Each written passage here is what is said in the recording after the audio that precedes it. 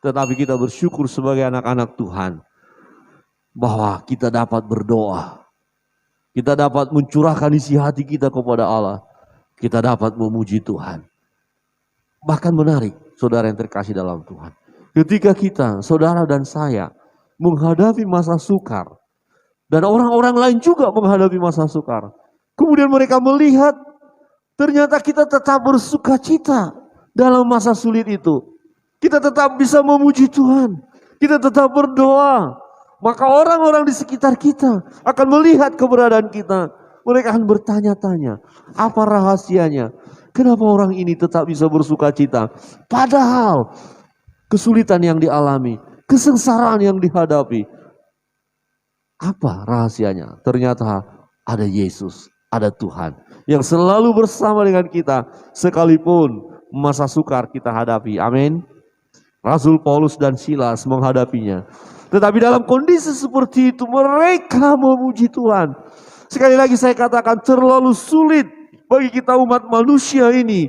Ketika kita mengalami masa sukar, masa sulit, penderitaan. Terlalu sulit rasanya untuk memuji Tuhan, untuk berdoa. Ada kecenderungan hanya untuk bersungut-sungut, marah, protes, tidak terima kenyataan.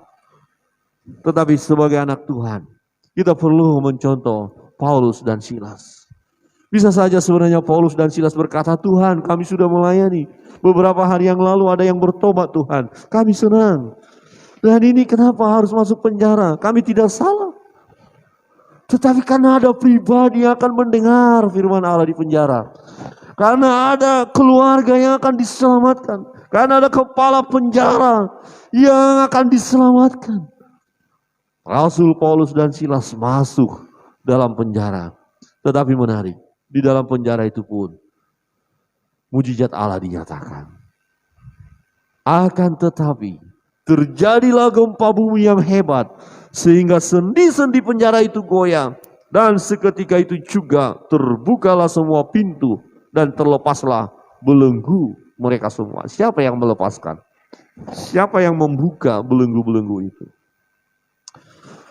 Kita tidak bisa memprediksi bagaimana cara Allah mengerjakan sesuatu yang ajaib dalam hidup kita.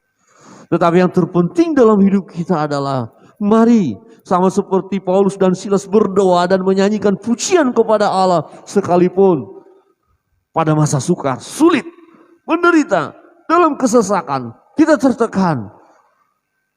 Tetapi kita mau berdoa, kita mau memuji Tuhan. Saudara, mujizat ini bukan yang utama dalam berita ini.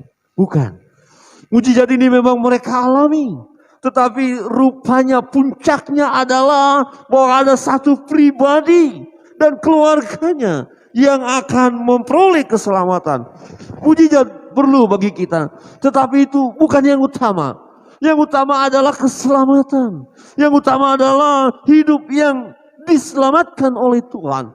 Sebab cepat atau lambat semua manusia ini akan meninggalkan dunia ini. Tetapi persoalan yang utama, kalau meninggal, adakah orang itu akan masuk surga?